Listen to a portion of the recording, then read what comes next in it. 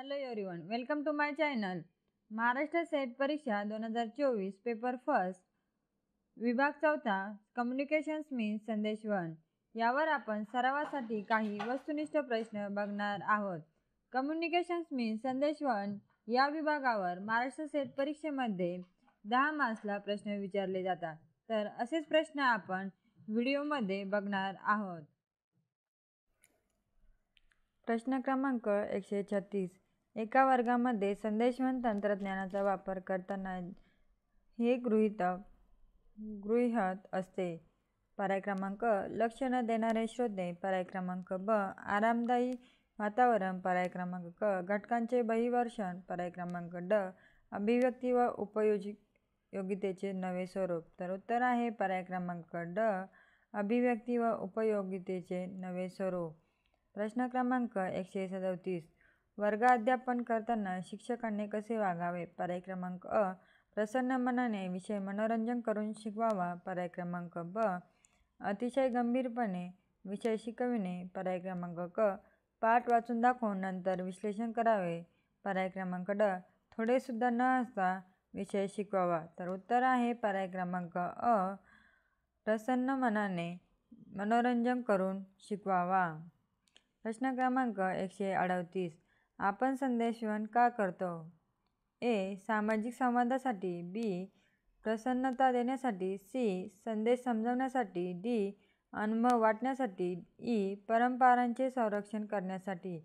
तर उत्तर आहे पर्याय क्रमांक क फक्त सामाजिक संवादासाठी, संदेश समजण्यासाठी आणि अनुभव वाटण्यासाठी.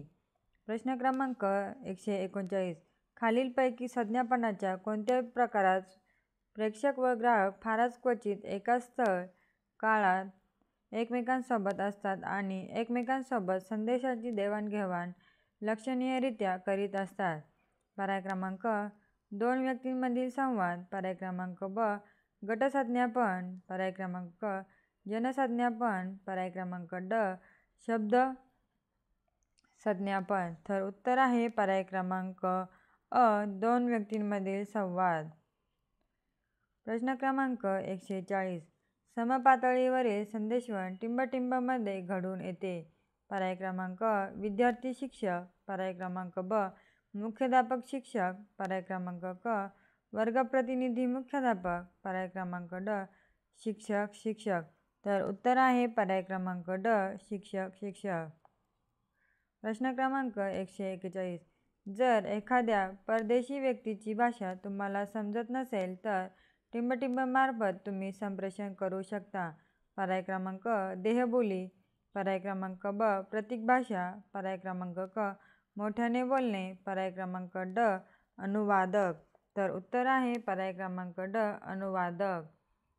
प्रश्न क्रमांक 142. एक सादृश्य मूळ तर्क कशा प्रकारे प्रबळ होऊ शकते. पर्याय क्रमांक पूर्वपक्ष न बदलता दावा मजबूत करून.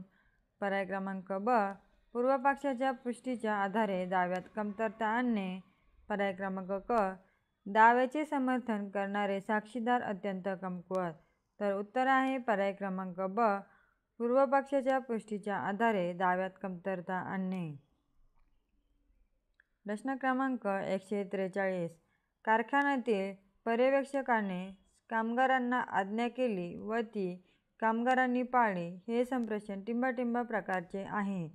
पर्याय क्रमांक अनुलंब.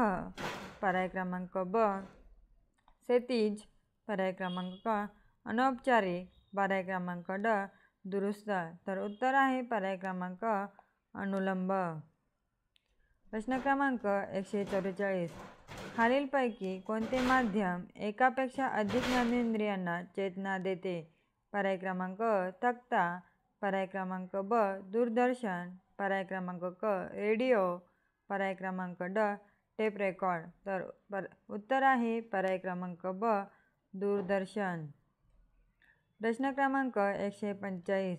पुढीलपैकी कोणत्या संज्ञापन प्रकारात प्रतिसाद प्रत्याभरण तुलनेने संथ, कमकुवत आणि अप्रत्यक्ष पद्धतीने येतो. पर्याय क्रमांक 2 व्यक्तींमधील संवाद. पर्याय क्रमांक ब गटसंज्ञापन. पर्याय क्रमांक क जनसंज्ञापन. पर्याय क्रमांक ड निशब्द संज्ञापन. तर उत्तर आहे पर्याय क्रमांक क जनसंज्ञापन. प्रश्न क्रमांक 146. प्रत्येक वित्तीय वर्षाला भारतामध्ये मुद्रा व वित्त यावरील अहवाल कोणाद्वारे प्रकाशित होतो? पर्याय क्रमांक अ योजना आयोग. पर्याय क्रमांक ब वित्त मंत्रालय. पर्याय क्रमांक क रिझर्व्ह बँक ऑफ इंडिया. पर्याय क्रमांक ड केंद्रीय सांख्यिकी संघटन. तर उत्तर आहे पर्याय क्रमांक क रिझर्व्ह बँक ऑफ इंडिया. प्रश्न क्रमांक 147. परिणामकारक संप्रेषणासाठी टिंबटिंब अधिक महत्त्वाचे ठरते. पर्याय क्रमांक अ संप्रेषणाची भाषा. पर्याय क्रमांक ब संप्रेषणाचा कालावधी. पर्याय क्रमांक क संप्रेषणाचे माध्यम. पर्याय क्रमांक ड संप्रेषणाचा विषय. तर उत्तर आहे पर्याय क्रमांक अ संप्रेषणाची भाषा. प्रश्न क्रमांक 148. संदेशवहनात संदेशाच्या अपेक्षांचे आधिक्य हे टिंबटिंबसाठी अनिवार्य बनते. पर्याय क्रमांक अ प्रतिक्रिया. पर्याय क्रमांक ब व्याख्या. पर्याय क्रमांक क अभिग्रहण. पर्याय क्रमांक ड मूल्यांकन. तर उत्तर आहे पर्याय क्रमांक अ प्रतिक्रिया. प्रश्न क्रमांक 149. आपण सर्वसाधारणपणे आणि नकळत सशब्द संदेशांपेक्षा शब्दविरहित संदेशांवर जास्त विश्वास ठेवतो कारण? पर्याय क्रमांक अ सशब्द संदेश समजायला सर्वसाधारणपणे कठीण असतात. पर्याय क्रमांक ब शब्दविरहित संदेश सशब्द संदेशापेक्षा अधिक स्फूर्त असतात. पर्याय क्रमांक क सशब्द संदेश फार संस्कृती सापेक्ष असतात. पर्याय क्रमांक ड शब्दविरहित संदेशांवर फार चांगले नियंत्रण ठेवता येते. तर उत्तर आहे पर्याय क्रमांक ब शब्दविरहित संदेश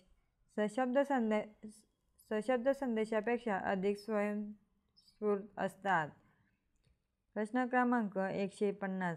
भारतात प्रेस सेन्सॉरशिप कोणत्या पंतप्रधानांच्या काळात लादली होती? पर्याय क्रमांक अ राजीव गांधी. पर्याय क्रमांक ब नरसिंह राव. पर्याय क्रमांक क इंदिरा गांधी. पर्याय क्रमांक ड देवगौडा. तर उत्तर आहे पर्याय क्रमांक क इंदिरा गांधी.